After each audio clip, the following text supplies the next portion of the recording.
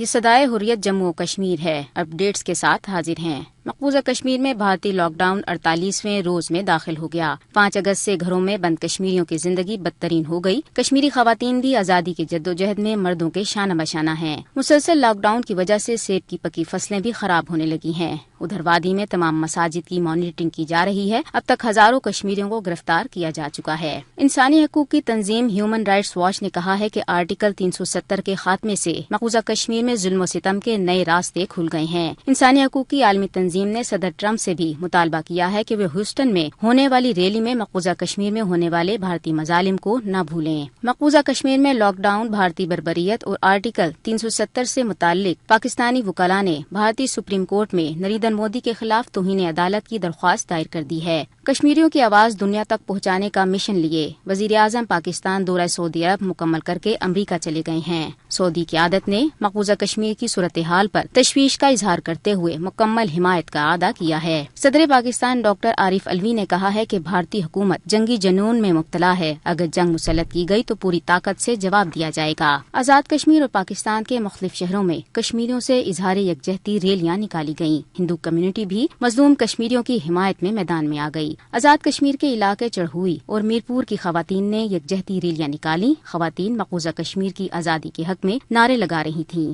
خبریں ختم ہوئیں۔ مقبوضہ کشمیر میں لاک ڈاؤن کا 48واں دن۔ سخت پابندیوں سے باشندگان کشمیر کو عملاً بندوقوں کی نوک پر اپنے ہی گھروں میں یرغمال بنا دیا گیا ہے۔ گرفتاریوں اور پکڑ دگڑ کا سلسلہ بھی بدستور جاری ہے۔ جموں سے تعلق رکھنے والے سوشل ایکٹیوسٹ وقار ایچ بھٹی نے اس گمبھیر صورتحال کا تجزیہ کن الفاظ میں کیا، سماعت فرمائیے۔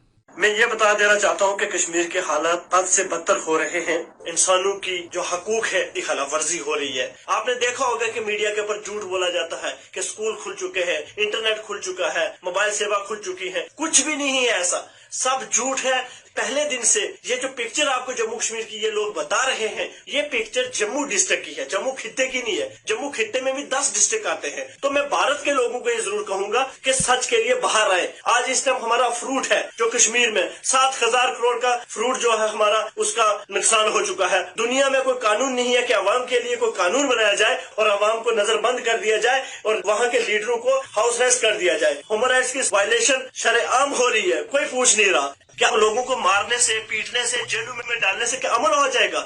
یہ تھے جموں سے تعلق رکھنے والے کشمیری سوشل ایکٹیوسٹ وقار ایچ بھٹی، جو بھارتی ٹیلی ویژن چینل پر ایک مباحثے کے دوران کشمیر کی گمبھیر صورتحال کا تجزیہ کرتے ہوئے بتا رہے تھے کہ ہر گزرتے دن کے ساتھ مقبوضہ کشمیر کے حالات بھارت کے خلاف کڑا ہی رخ اختیار کر رہے ہیں۔